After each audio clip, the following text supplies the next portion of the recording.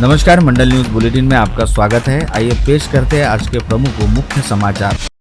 महापौर पद के आरक्षण ड्रॉ में अमरावती को सर्वसाधारण ओपन पुरुष श्रेणी में रखा गया है। हालांकि इस श्रेणी के तहत सर्वसाधारण महिला भी महापौर बन सकती है, क्योंकि सर्वसाधारण वर्ग सभी प्रवर्गों के लिए खुला होता है। प्रशासनिक व्यवस्था के अनुसार सर्वसाधारण कैटेगरी में सभी प्रवर्गों के महिला और पुरुष नगर सेवकों में से कोई भी महापौर पद का उम्मीदवार बन सकता है। अमरावती में कुल 87 नगर सेवक है और सभी इस पद के लिए पात्र होंगे। इसी वजह से राजनीतिक हलकों में इसे अमरावती के लिए लकी ड्रॉ माना जा रहा है।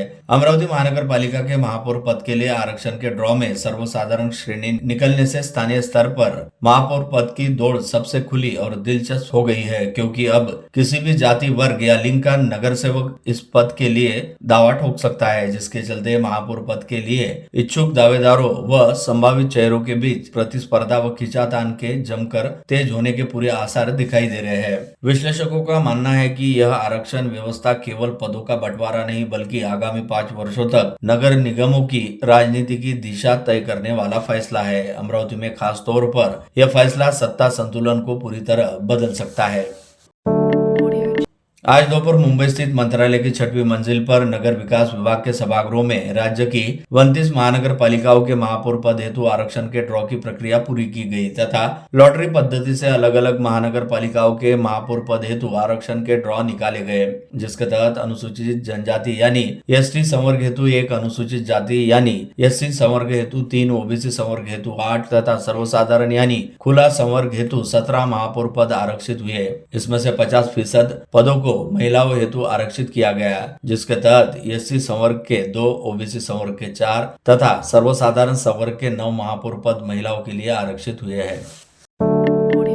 गत रोज अचलपुर नगर परिषद में 5 विषय समितियों के सभापतियों का निर्विरोध निर्वाचन होते ही बड़ी तेजी के साथ यह खबर फैली कि अचलपुर नगर पालिका में बिल्कुल विपरीत विचारधारा से वास्ता रखने वाले भाजपा व एमआईएम जैसे धुर प्रतिद्वंदी दलों के साथ आते हुए एक दूसरे से हाथ मिलाया गया। परंतु इस खबर को पूरी तरह से तथ्यहीन व कोरी अफवाह कहा जा सकता है, क्योंकि 41 सदस्यीय अचलपुर नगर परिषद में 4 गठ पहले ही बनाए जा चुके हैं और किसी भी गठ में भाजपा व एमआईएम एक साथ शामिल नहीं है।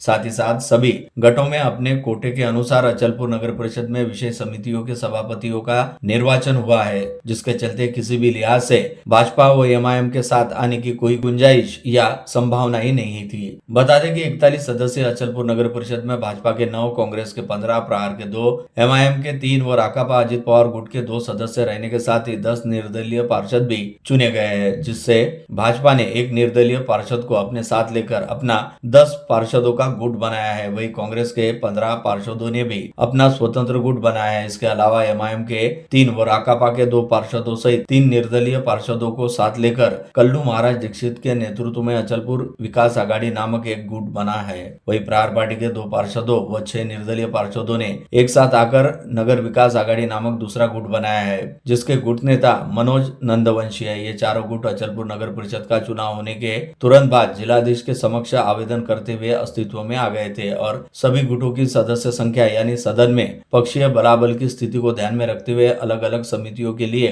गठों का कोटा भी तय हो गया था, जिसके चलते विशेष समिति सभापति के चुनाव निर्विरोध संपन्न हुए। ऐसे में यह कहना पूरी तरह से गलत होगा कि अचलपुर नगर परिषद में भाजपा व एमआईएम के बीच किसी भी तरह का कोई गठबंधन नहीं हुआ। इस पूरे मामले को लेकर जानकारी व प्रतिक्रिया देने हेतु संपर्क किए जाने पर अचलपुर की नगराध्यक्षा रूपाली मातने के पति व अचलपुर नगर परिषद के स्वीकृत सदस्य अभय मातने ने कहा कि वे भाजपा के समर्पित व एकनिष्ठ कार्यकर्ता है तथा किसी भी स्थिति में एमआईएम जैसी पार्टी के साथ सत्ता समीकरण के लिए हाथ मिलाने के बारे में वे सोच भी नहीं सकते। ऐसे में कुछ प्रसार माध्यमों द्वारा जारी की गई खबर को पूरी तरह से बेसिर पैर वाली बात कहा जा सकता है। साथ ही अभय मातने ने यह भी बताया कि अचलपुर नगर परिषद में एमआईएम का कोई स्वतंत्र गठ ही नहीं है। ऐसे में भाजपा द्वारा एमआईएम के साथ सीधे तौर पर हाथ मिलाने का कोई सवाल ही नहीं उठता। अचलपुर नगर परिषद में एक दूसरे के धुर विरोधी रहने वाले भाजपा व एमआईएम द्वारा विशेष समिति सभापति पदों के चुनाव हेतु एक दूसरे से कथित तौर पर हाथ मिलाए जाने की खबर सामने आते ही भाजपा नेता व राजस्व मंत्री बावन कुले ने तुरंत इसकी गंभीरता पूर्वक दखल ली और इससे लेकर अचलपुर में भाजपा की नगराध्यक्षा रहने वाली रूपाली मात ने इनसे स्पष्टीकरण भी मांगा, जिसके बाद नगराध्यक्ष रूपाली मात ने द्वारा बाकायदा मंत्री बावन कुले के नाम एक खुला पत्र जारी करते हुए अपनी स्थिति स्पष्ट की, जिसमें साफ तौर पर बताया गया कि अचलपुर नगर परिषद में भाजपा ने एमआईएम के साथ कोई खुला या छिपा गठबंधन नहीं किया है। साथ ही दोनों पार्टियां किसी भी एक गुट में शामिल भी नहीं। महापालिका चुनाव पश्चात अब नए सदन की पहली आम सभा आहूत करने की तैयारी प्रशासन स्तर पर तेज हो गई है। उधर राजनीतिक दल अपनी राजनीति बनाने में जुटे, सर्वप्रथम गुट नेता के नाम तय किए जा रहे हैं। ऐसे में प्रशासन भी तैयारी में जुट गया है। खबर है कि विभागीय आयुक्त ने महापालिका प्रशासन से नए चुनकर आए सदस्यों की सूची और विभिन्न गट नेताओं के नाम मांगे हैं। जानकारों ने अमरावती मंडल को बताया कि आम सभा बुलाने से पहले उसकी सूचना विभागीय आयुक्त देंगे। इसके लिए गट नेताओं के नाम मनपा से तलब किए गए हैं।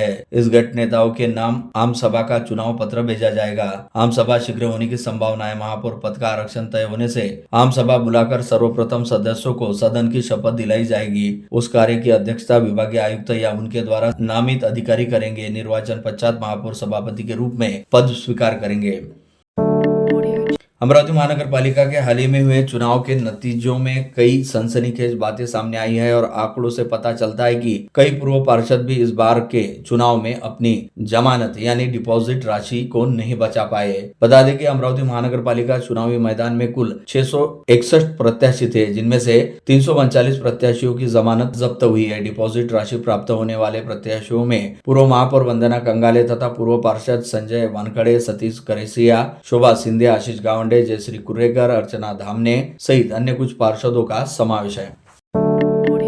जिले की 10 नगर परिषदों और 2 नगर पंचायतों का आगामी चुनावी नतीजा विगत 21 दिसंबर को घोषित हुआ था, जिसके उपरांत अगले 30 दिनों के भीतर यानी 21 जनवरी तक प्रत्याशियों को अपने चुनावी खर्च का ब्यौरा प्रस्तुत करने के लिए समय दिया गया था। परंतु अब भी करीब 25% प्रत्याशियों द्वारा अपने चुनाव खर्च का ब्यौरा प्रस्तुत ही नहीं किया है, जिसके चलते अब ऐसे उम्मीदवारों को ARO द्वारा नोटिस जारी करते हुए चुनावी खर्च का ब्यौरा पेश करने हेतु स्मरण कराया जा रहा है।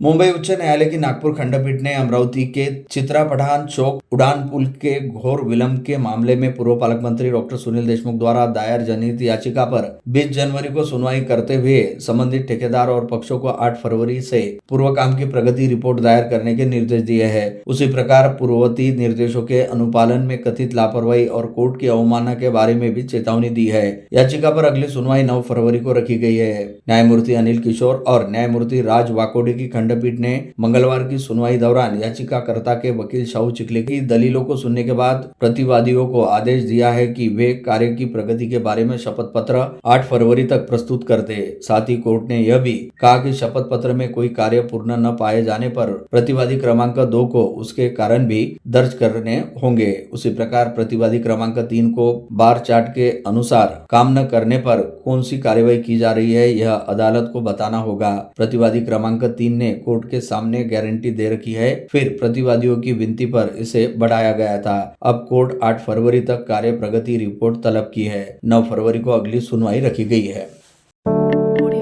शिक्षा विभाग जिला परिषद ने आगामी सोमवार 26 जनवरी को देश के गणतंत्र दिवस की वर्षगांठ पर विद्यार्थियों की सामूहिक कवायद का अनूठा आयोजन किया है, जिसमें जिले की 14 तहसीलों के 34,725 छात्र छात्राएं सम्मिलित होने की जानकारी आज दोपहर आयोजित प्रेस वार्ता में शिक्षा उप संचालिका नीलिमा टाके गुल्लाने ने दी। इस समय प्रिया देशमुख और लोखंडे भी उपस्थित थे। उन्होंने प्रत्येक तहसील अंतर्गत चुनी गई 3 शालाओं और उनके कवायद प्रांगण की विस्तृत जानकारी देते हुए प्रत्येक विद्यार्थी का आंकड़ा भी दिया। तीनों ही भाषा हिंदी, मराठी, अंग्रेजी की शालाएं होने की जानकारी दी।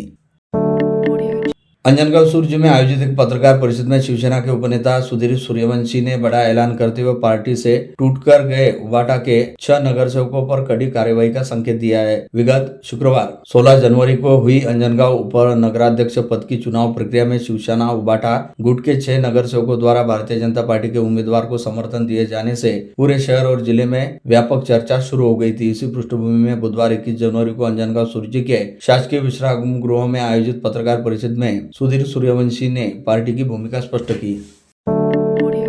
अमरावती भातकुली मार्ग पर दरियापुर रोड के रामा गांव जाने वाला और 100 ग्रामों को जोड़ने वाला एक मार्ग 1 वर्ष से रेलवे ने अंडरपास बनाने के लिए बंद रखा है। वहाँ निर्माण कार्य शुरू है। वहाँ तत्कालीन कलेक्टर ने नाहक अनुमति दे दी थी, जबकि लोक निर्माण विभाग ऐसे किसी अनुमति से सहमत नहीं है, बल्कि उसका ही 2 करोड़ से अधिक नुकसान हो गया है। ऐसे में अमरावती के जनप्रतिनिधि और अधिकारी इस विषय में खुलासा करेंगे क्या? इस प्रकार का सवाल प्रहार जनशक्ति पक्ष के संपर्क प्रमुख नीलेश पांसे ने आज प्रेस वार्ता लेकर उठाया। उन्होंने इस संबंध में अब जाकर कुछ कागजात उपलब्ध होने से पत्रकार परिषद लेने का दावा किया। नीलेश पांसे ने दावा किया कि 100 गांव को जोड़ने वाले उक्त महामार्ग पर 1 साल से रेलवे अंडरपास निर्माण के नाम पर मार्ग अवरुद्ध किया गया है, जबकि अमरावती बांधकाम विभाग की उपरोक्त निर्माण को कथित रूप से अनुमति नहीं। अब इन 8 ग्रामीणों 8 किलोमीटर चलकर लगातार आना जाना इसी वजह से उनको पड़ रहा है। श्री शिव प्रतिष्ठान हिंदुस्तान के धारा तीर्थगढ़ अभियान अंतर्गत आज दोपहर अमरावती स्टेशन से 1000 से अधिक धारकरी को लेकर विशेष ट्रेन ने प्रस्थान किया। इस अवसर पर मॉडल स्टेशन शिवाजी महाराज के जयकारों से गूंज उठा था। पूर्व सांसद और बीजेपी नेता नवनीत राणा ने कहा कि यह संगठन बगैर किसी स्वार्थ से काम कर रहा है। छत्रपति शिवाजी महाराज के शौर्य, राष्ट्रभक्ति, हिंदुत्व का विचार युवा पीढ़ी तक पहुँचाया जा रहा है। रास्ता सुरक्षा सप्ताह अंतर्गत आज अमरावती शहर में भव्य सड़क सुरक्षा रैली निकाली गई। प्रादेशिक परिवहन अधिकारी उर्मिला पवार ने इस रैली को स्वयं हरी झंडी दिखाकर शुभारंभ किया। उन्होंने बताया कि सड़क हादसे कम करने का उनका लक्ष्य रहेगा। उसी प्रकार सभी से उन्होंने यातायाती नियमों का पालन कर दुर्घटनाएं रोकने की अपील की। रैली में सभी मोटर ड्राइविंग स्कूल के संचालक व वाहन चालक अपने प्रशिक्षण वाहनों के साथ सहभागी हुए थे। यातायात नियमों का पालन, हेलमेट व सीट बेल्ट का उपयोग, गति सीमा, मद्यपान कर वाहन न चलाना आदि के बारे में इसमें जागृति की गई। सड़क सुरक्षा अभियान के तहत क्षेत्रीय परिवहन कार्यालय अमरावती द्वारा नागरिकों में यातायात नियमों के प्रति जागरूकता बढ़ाने के लिए निरंतर विभिन्न गतिविधियां चलाई जा रही है। इसी क्रम में अमरावती बस डिपो पर यात्रियों के लिए यातायात संकेत, सड़क नियम और सुरक्षित वाहन संचालन विषयों पर आधारित रोड सेफ्टी चलता बोलता कार्यक्रम के अंतर्गत प्रश्नोत्तरी का आयोजन किया गया। शहर में अतिक्रमण की समस्या अत्यंत गंभीर हो गई है। सड़कों के किनारे और जहां जगह मिले वहां अतिक्रमण किए जा रहे हैं। कुछ लोग तो पक्के शेड बनाकर अवैध कब्जा कर रहे हैं। इन अतिक्रमणों के कारण शहर में कई प्रकार की समस्याएं उत्पन्न हो रही है। इसको ध्यान में रखते हुए आयुक्त शर्मा चाणक्य के निर्देशानुसार अमरावती मनपा द्वारा अतिक्रमण हटाने की शुरुआत भी की गई है। विदर्भ के आराध्य शेगांव के श्री संत गजानन महाराज का पालकी समारोह PR पोटे पाटिल एजुकेशन ग्रुप अमरावती में अत्यंत भक्तिमय व उत्साह भरे वातावरण में संपन्न हुआ। उन्मेष 2026 इस सांस्कृतिक महोत्सव के शुभारंभ निमित्त इस समारोह का आयोजन किया गया। समारोह की शुरुआत गजानन टाउनशिप पोटे पाटिल रोड स्थित श्री संत गजानन महाराज मंदिर से की गई। पालकी व श्री का विधिवत पूजन होने के बाद पालकी टाउनशिप परिसर से मार्गक्रमण करते हुए महाविद्यालय परिसर पहुंची। संस्था के मान्यवरों के हाथों पालकी पूजन किया गया। इस पालकी समारोह में सभी छात्र ने वारकरी वेशभूषा में उन्होंने शामिल होकर ताल, मृदंग और लेजिम की ताल पर भक्तिमय वातावरण निर्माण किया। शहर में विभिन्न गतिविधियों को लेकर आयुक्त राकेश ओला ने मंगलवार 20 जनवरी को चुनाव समाप्त होने के बाद एक महत्वपूर्ण क्राइम मीटिंग का आयोजन किया। इस बैठक में अब तक की गई विभिन्न पुलिस कार्रवाइयों का विस्तृत ब्यौरा लिया गया और कानून व्यवस्था को लेकर सख्त निर्देश दिए गए। पुलिस आयुक्त ने सभी थानों में लंबित मामलों की समीक्षा करते हुए अधिकारियों को स्पष्ट निर्देश दिए कि इन प्रकरणों में तत्काल वर्कआउट कर शीघ्र निष्कर्ष तक पहुंचा जाए।